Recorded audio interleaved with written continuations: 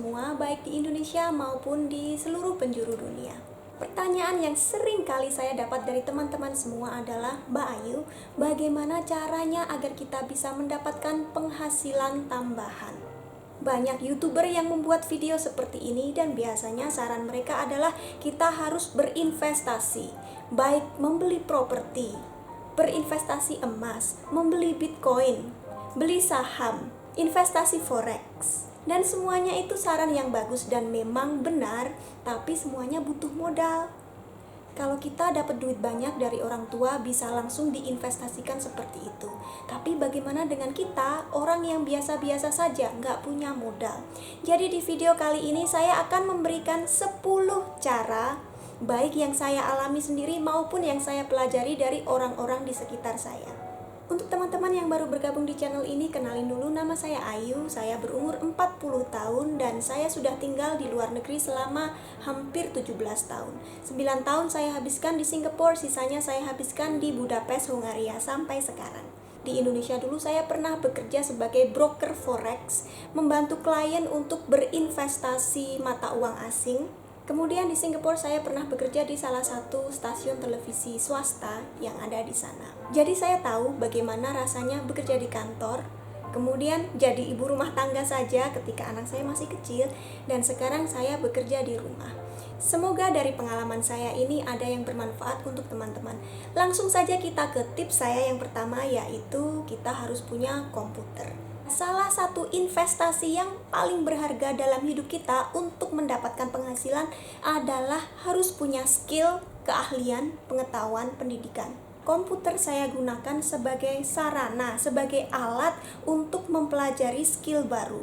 Kita sekarang ya mau belajar masak, mau belajar menggambar, mau belajar ngedit video seperti yang saya bilang tadi, semuanya bisa lihat online, baik di YouTube maupun lewat website lainnya, dan semuanya ini gratis kalau mau cari yang gratis. Setelah belajar skill itu tadi, kita bisa mengiklankan, melakukan marketing juga lewat komputer, menawarkan jasa kita lewat komputer. Saya dulu juga pernah bekerja sebagai penerjemah di website sepakbolagol.com. Itu kan kerjanya dari rumah menggunakan komputer. Jadi kalau dihitung gaji saya bulanan selama beberapa tahun, itu sudah berapa? Saya beli komputer ini 6 tahun yang lalu sekitar 20 jutaan. Kelihatannya mahal, tapi 6 tahun kemudian komputer ini nggak pernah rusak, saya nggak pernah mengganti spare part apapun. Dan kayaknya untuk beberapa tahun ke depan pun ini masih akan berguna. Dengan duit yang saya dapatkan menggunakan komputer ini dalam beberapa bulan saja waktu itu, saya sudah balik modal. Kalau teman-teman mau lebih menghemat, sebenarnya hampir semua fungsi komputer sekarang bisa kita lakukan lewat HP. Kecuali kalau kita programmer seperti suami saya, programmer komputer, dia harus menggunakan komputer, nggak bisa lewat HP. Tapi untuk saya, karena faktor U ya, untuk mengedit video saya butuh berjam-jam. Yang kedua, beli food processor. Dari satu alat ini ada beberapa pisau yang tersedia, dan ini akan sangat memudahkan pekerjaan kita di dapur. Merajang, menghaluskan, mengiris semua sayuran sangat butuh waktu, tapi dengan food processor jadi cepat. Di Indonesia, teman-teman bisa memulai berbagai bisnis makanan yang menggunakan food processor, seperti berbagai macam keripik. Kalau mengiris satu-satu dengan tangan, susah, capek. Kalau digilingkan keluar, kita perlu biaya juga. Sedangkan kalau kita menggunakan food processor, cukup di rumah saja. Selain itu, bisa juga jualan jus, jual bakso, dagingnya digiling sendiri.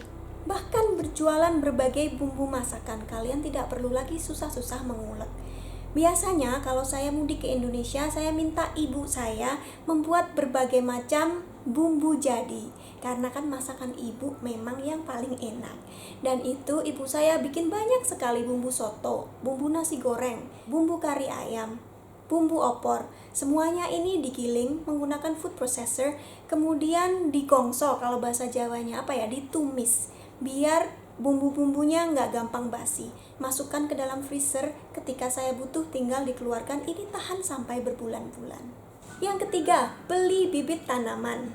Saya pernah bilang kalau saya tidak hobi berkebun, dan itu memang benar. Tapi kadang-kadang kalau saya pulang ke Indonesia, saya bawa bibit tanaman dari sini Kemarin yang sudah terbukti adalah bibit berbagai cabai yang pedas seperti Carolina Reaper, jalapeno, habanero, naga viper, dan lain sebagainya.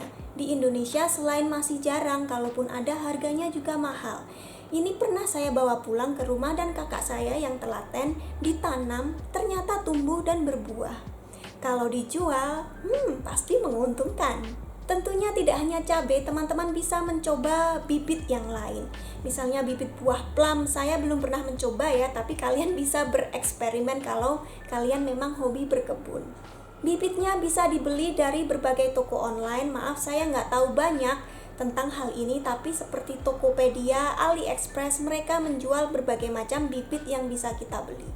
Yang keempat, sewakan kamar kosong. Rumah besar berarti tagihan listriknya banyak, tagihan air juga. Asuransi rumah, kalau sudah begitu rumah ini tidak lagi menjadi aset tapi menjadi tanggungan. Kita harus membayar biaya maintenance. Kalau ingin mendapatkan uang, ada kamar kosong, kalian bisa menyewakan. Ini yang dilakukan orang tua saya dulu, karena anak-anak sudah dewasa, sudah punya rumah sendiri-sendiri, ada kamar kosong di lantai atas, dan kemudian lokasi rumah ada di dekat perkantoran ataupun universitas. Bisa disewakan kepada mahasiswa atau karyawan kantor yang mau. Dan di situ tergantung dari kondisi kamar, teman-teman bisa mendapatkan penghasilan tambahan 1-2 juta per bulan, lumayan. Di Singapura dulu kadang-kadang saya tahu ada teman-teman yang menyewa, karena kan sama-sama orang asing ya seperti saya, dari Indonesia, dari negara lain datang ke Singapura untuk bekerja. Mereka menyewa apartemen, taruhlah apartemen 2 kamar, sementara yang dipakai hanya 1 kamar, 1 kamar lainnya kosong. Mereka kemudian menyewakan kamar itu untuk orang lain, dari situ menambah penghasilan. Ide yang bagus, tapi harus dicek dulu dengan hukum di negara setempat. Kadang-kadang di kontrak kita tertulis bahwa kita sebagai penyewa tidak boleh menyewakan lagi ruang di dalam apartemen itu untuk orang lain. Nah, terus gimana? Kan mubazir. Biasanya orang di mana-mana itu sama saja. Kalau kita minta tolong, mereka males, bukan urusan mereka. Tapi kalau ada uang, mereka akan mau lebih mendengarkan kita. Begitu juga dengan pemilik rumah. Sudah tertulis di kontrak, kita tidak boleh menyewakan. Tapi kita dekati pemilik rumah, kita kasih tahu kalau kita sewakan kamar ini misalnya untuk Airbnb atau untuk orang lain yang mengontrak selama setahun seperti kita juga, tapi hanya 1 kamar. Terus kita bisiki pemilik rumah, nanti kita beri komisi berapa persen. Biasanya pemilik rumah akan setuju, dan itu kita bisa sama-sama diuntungkan. Ikuti berbagai survei online. Ini saya lakukan di Singapura selama bertahun-tahun. Makin banyak survei yang kita ikuti, makin banyak duit kita. Rata-rata sebulan saya dulu mendapat $50. Kalau dirupiahkan sekarang sekitar Rp500.000 per bulan. Mungkin gak banyak menurut kalian, tapi waktu itu duit segitu ya lumayan juga, karena saya kan cuma harus duduk di depan komputer, klik 3 menit sudah selesai. Anyway, survei seperti ini ada di berbagai negara. Karena saya belum pernah melakukan di Indonesia, saya tidak tahu banyak website apa saja. Tapi ini ada satu contoh. Contohnya website Mobrock Indonesia. Ini bisa digunakan. Hati-hati ya terhadap website scammer. Yang ini bukan scammer karena ada di berbagai negara. Dan di situ tertulis mereka membayar mulai dari Rp7.500 sampai ke atas. Tergantung berapa panjang surveinya. Jadi intinya teman-teman jangan hanya melakukan dari satu website saja. Cari website survei sebanyak-banyaknya. Caranya gimana Mbak Ayu? Di Google saja. Sekarang kita harus pintar-pintar mencari hal yang ada di internet. Semuanya itu ada, tinggal bagaimana kita mencarinya. Mencari survei berbayar, tinggal diketik di Google. Kalian harus bisa basic bahasa Inggris ya. Gunakan kata kunci seperti online paid survey Indonesia, online survey Indonesia. Pokoknya seputaran kata-kata ini tadi.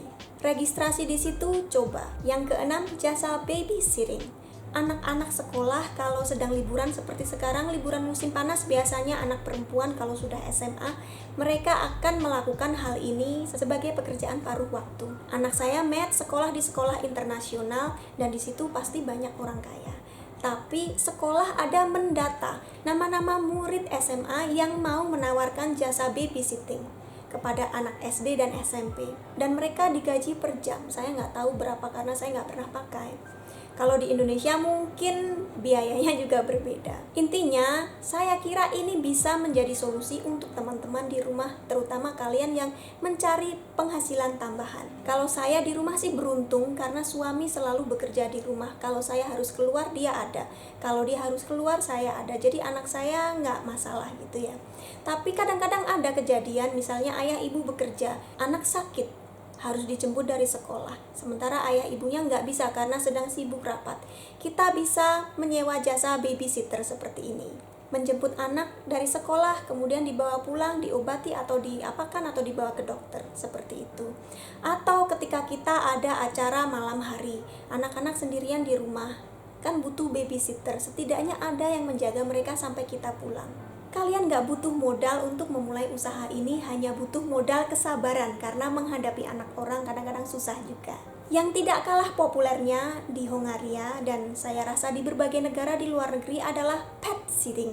Jadi tidak merawat anak tapi merawat hewan peliharaan, biasanya adalah anjing. Karena kalau anjing tidak diajak jalan-jalan biasanya mereka akan stres. Di sini banyak orang yang menawarkan jasa seperti ini, terutama lagi anak-anak SMA yang sedang libur sekolah. Mereka bukan anak orang miskin ya teman-teman, tapi ingin menambah pengalaman, ingin tahu rasanya cara mencari duit sendiri. Dan ini mungkin juga bisa dilakukan di Indonesia kalau di kota-kota besar yang banyak apartemen, banyak orang punya anjing begitu. Kadang-kadang kita bisa mengajak jalan-jalan beberapa anjing sekaligus, nggak cuma satu. Jadi bisa menghemat waktu. Selanjutnya adalah jual keahlian kita.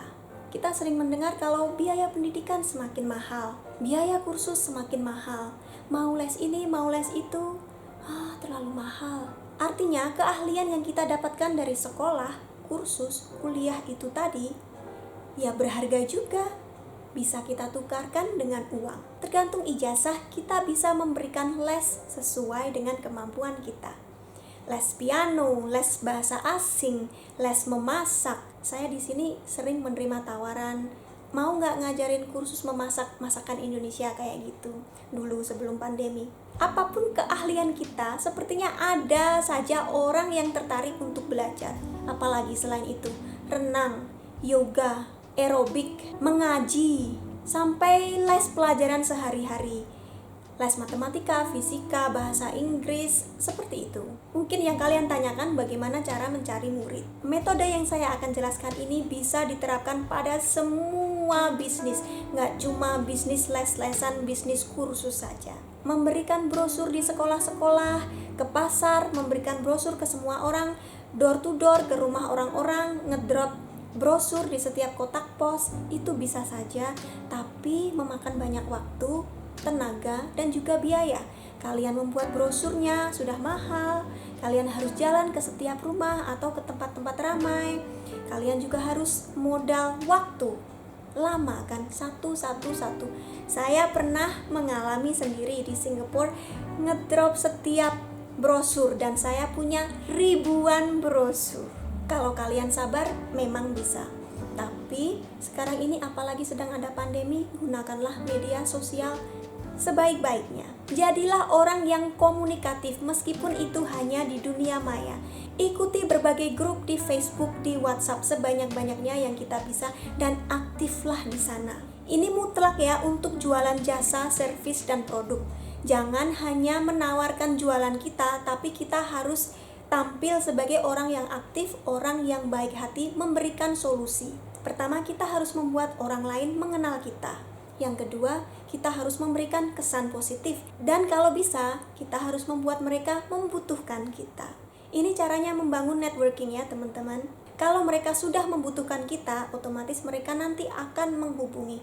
Jadi kalian nggak bisa langsung, permisi saya mau jualan ini. Bisa sih begitu kalau memang grupnya itu memang untuk berjualan. Tapi misalnya grup teman-teman SMA, grup teman-teman SMP, kalian nggak pernah ngobrol, nggak pernah ngomong, nggak pernah say hi, cuma iklan saja sekali-sekali, mereka nggak akan pernah ingat. Kadang mereka banyak pertanyaan, hanya ingin menanyakan kabar. Kalian bersabar, tetap jawab semua pertanyaan itu, tetap aktif. Kalau ada waktu baru kemudian, teman-teman, saya ada jualan ini, kalau kalian berminat boleh hubungi, seperti itu. Bukan sebaliknya. Seperti misalnya kalau kita ke pasar, kemudian ada orang datang ke kita, permisi kak, boleh ngasih brosur, orangnya bilang begitu, pasti kita terima brosurnya, terus kita lihat sebentar langsung buang. Karena kita nggak ada hubungan apa-apa dengan mereka, kecuali kalau kita butuh dengan apa yang ada di brosur itu tadi. Intinya buatlah mereka merasa membutuhkan kita. Ini untuk membangun bisnis jangka panjang. Kalaupun bukan orang-orang di grup itu sendiri yang membutuhkan kita, misalnya mereka sudah kenal dengan kita, sudah akrab, tapi nggak punya anak, ya nggak butuh les gitu kan. Tapi kemudian mereka punya saudara, dan anaknya butuh les, dia pasti, oh temanku ada yang ngelesi ini, nanti saya hubungi, kayak gitu. Ya kan? Tips selanjutnya masih sama, jual keahlian kita online. Ini seperti nomor 8, tapi semuanya dilakukan secara online. Matt sudah setahun lebih nggak ketemu guru pianonya, tapi dia masih bisa les lewat Zoom, lewat Skype, lewat Google Meet, apalagi Facebook, WhatsApp. Sekarang semuanya ada ya, bisa video call. Dia tetap belajar di rumah, gurunya tetap mendapatkan bayaran dan tidak berkurang sama sekali. Kalau di sini pasarannya untuk guru piano berbahasa Inggris adalah sekitar 9.500 forin per jam. Kalau dirupiahkan hampir 500.000 rupiah per jam. Selain itu ada website namanya Fiverr.com, di mana kita bisa menjual berbagai jasa kita di sana. Tapi teman-teman harus bisa paling tidak bahasa Inggris yang basic, karena semuanya komunikasi dalam bahasa Inggris, dan website ini diakses dari orang di seluruh dunia. Kalian bisa menawarkan berbagai jasa seperti mengedit video, mengedit foto, menerjemahkan dokumen, menulis, membuat website, menjadi model, dan lain sebagainya. Bisa kalian lihat langsung www.fiverr.com. Untuk menerima pembayaran tentunya kalian harus punya akun PayPal. Saya lihat jasa yang ditawarkan sebenarnya nggak terlalu muluk-muluk. Ya ada juga yang susah memang, tapi ada yang gampang juga, seperti mengedit background foto kita menjadi putih, atau mengedit background foto menjadi transparan. Ini kan gampang sekali untuk orang yang sudah biasa main YouTube, membuat thumbnail seperti saya. Beberapa menit sudah jadi, bahkan Matt saja sudah bisa. Kalau kalian belum bisa, bisa belajar. Caranya gimana, Bayu? Di Google saja, cari di YouTube. Kalau kalian suka fotografi, punya banyak stok foto, daripada nganggur di rumah, bisa dijual online di berbagai website yang menjual foto-foto royalty free. Misalnya seperti istockphoto.com. Ada banyak perusahaan, ada banyak bisnis, ada banyak YouTuber yang perlu mencari video tertentu, foto tertentu untuk dimasukkan ke dalam video mereka atau jadi thumbnail. Perlu banyak itu teman-teman, foto yang aneh-aneh, foto pohon, foto orang nungging, foto orang makan, foto bakso, foto gado-gado, dan lain sebagainya, apapun. Dan mereka mau membayar, mungkin hanya beberapa sen saja, nggak mahal. Tapi kalau kalian punya koleksi foto yang banyak sekali, ya lama-lama bisa menghasilkan. Oke, tips yang terakhir adalah membeli barang murah kemudian menjual dengan harga mahal. Cara berdagang yang umum kan seperti ini, kita kulaan dari mana gitu lebih murah kemudian dijual lebih mahal. Barang apa saja bisa, tapi kita harus tahu di mana beli barang murah, di mana bisa menjual barang lebih mahal. Yang bisa kalian lakukan adalah menambah nilai barang itu sebelum menjual. Yang saya pelajari dari bapak mertua saya di sini dulu, kadang-kadang beliau beli mobil yang rusak, bekas kecelakaan atau pokoknya sudah rusak parah gitu, dari Jerman atau dari Austria, dibawa masuk ke Hungaria. Dan ini gampang sekali di sini teman-teman, karena masih sama-sama negara Uni Eropa. Karena mobilnya rusak, ya murah harganya. Di sini bapak mertua sudah join dengan bengkel yang dia percaya, montir yang dia percaya, itu bisa memperbaiki bodinya, mesinnya, semuanya dipermak sampai kelihatan bagus. Kemudian mobil itu dijual dengan harga yang berlipat-lipat dari waktu beliau beli. Contoh lagi yang pernah saya lakukan sendiri, teman-teman lihat pot dari tanah liat seperti ini. Kalau saya beli di toko harganya murah sekali, tergantung ukurannya, mulai dari Rp10.000. Kemudian saya cat, saya lukisi, saya gambar, saya jual lagi, harga jualnya sekitar Rp150.000. Saya untung banyak. Selain itu, yang agak lebih mahal biasanya saya beli piring putih polos, kemudian saya gambarin, saya jual. Di kalangan ekspatriat ini bisa laku 500 ribuan per buah. Kita harus kreatif. Saya dulu sebelum ada pandemi rajin datang ke setiap pertemuan yang ada di sekolah. Untuk apa? Untuk networking, mencari teman.